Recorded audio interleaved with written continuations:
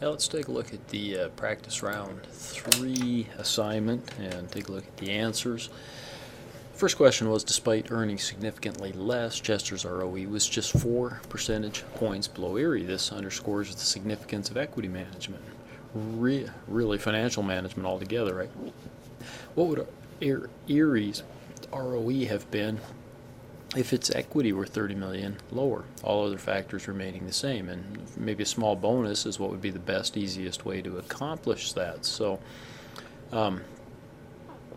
quite simply, if we look at round 3, and I need to probably get my PD area, the Courier up, but let's take a look here. So it's profits, and that didn't change. Profit of 22,911,000 we can see in round 3.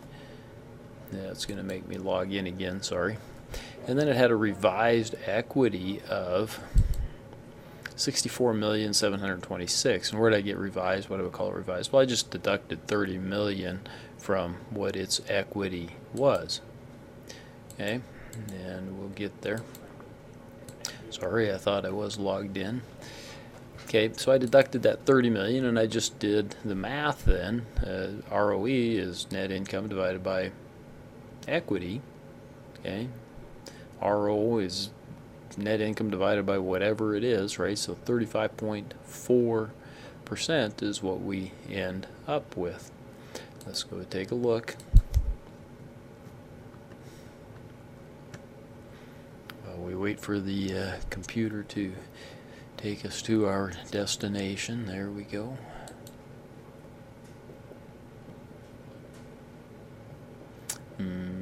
Okay, Courier, come on, baby.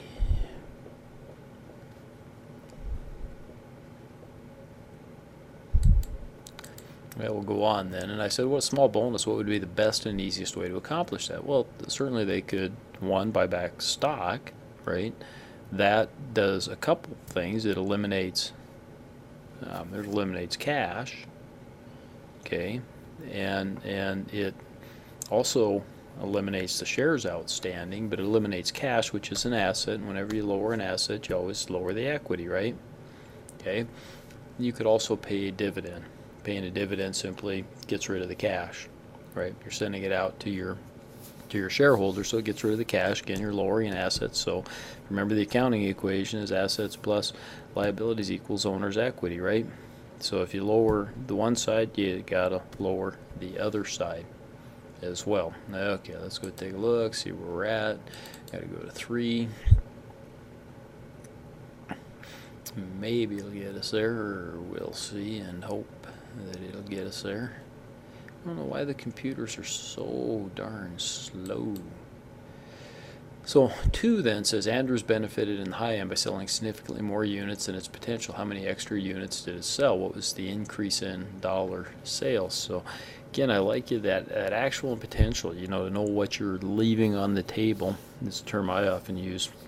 In this case, Andrews benefited, so it didn't leave money on the table. But if you had potential and you didn't meet that, then you're leaving money on the table, right? So its actual sales were 19.3%, and its potential was 14.4%, so it had a gain of 4.9%. The total unit demand for that segment, which we calculated last round, was 4,006,000 units, so 4.9% times that means that it sold an additional 196,294 units. You might have rounded that off, that's fine.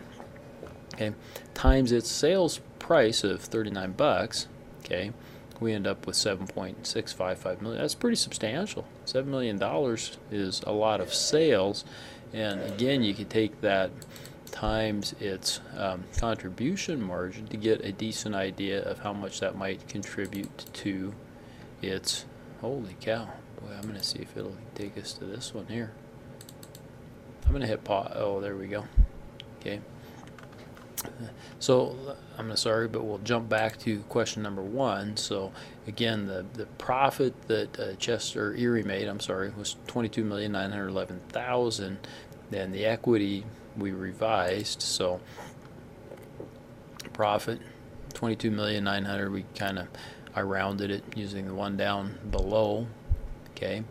Then I'm gonna bounce on down here because I need to. Okay, so net profit 22,911,000, and we come up here and its total equity was 94,726,000.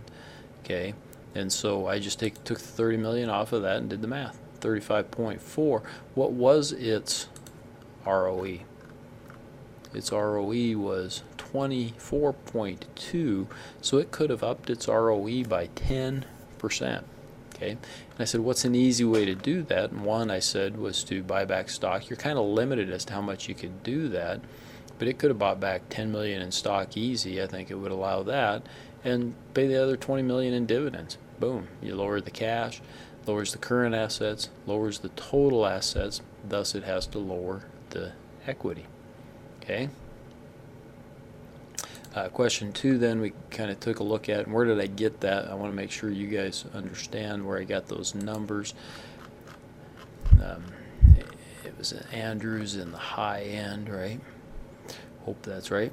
It had in the high end, again it's kind of offset here, but its actual was 19.3. Its potential was 14.4, so it benefited. Just 19.3 minus 14.4 is 4.9. I got to come back to the high end, take a look, times the 4,006,000 right units. So it could have sold that 196,000, and then I got to take a look at where Andrew's sale price was, or Adam's sale price, $39. Simple math then. That's what we missed out on sales.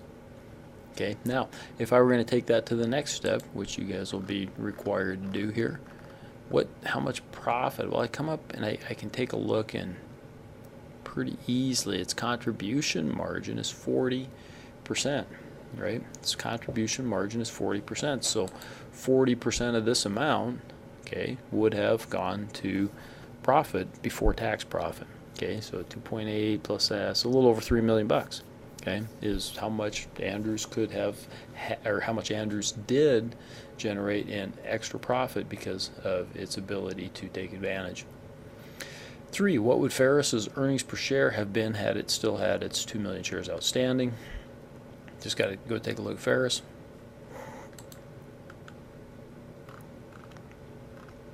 At the stock report, Ferris had earnings per share of 5.44. That doesn't matter. It had earnings we'll go take a look at, but its shares outstanding were 1.8, but we want to know what it would be if it was 2 million. So we come down.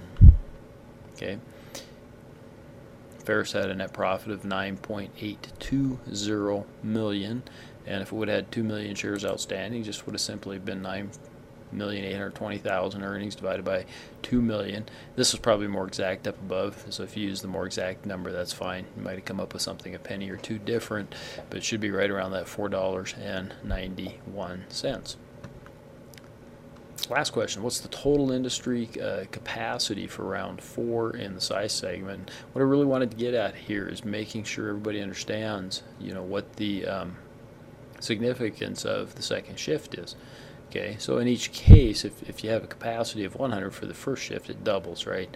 And I made a really nice chart here that maybe a little overboard. I don't know how much it shows, but this would be Andrews, Baldwin, Chester, Digby, Ferris, and Erie, or Erie and Ferris, I'm sorry.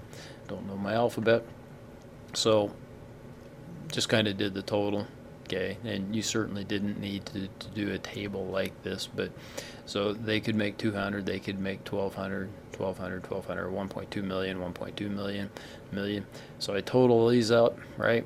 So I got 48, 58, 6 million would be my total industry capacity for the size segment. I really want to take a look at that because I kind of want to, what's the total industry demand in the size segment? Okay, and what's it going to be next round? I always look at that. So 3.3, it's going to have an 18% increase though, so it's going to go up another, what, 500,000, so 3, maybe getting close to 4 million is going to be the total demand. So we're still plenty of capacity, but it's narrowing up a little bit. So something I always want to take a look at. There you have it for the practice round 3 assignment. Thanks for listening.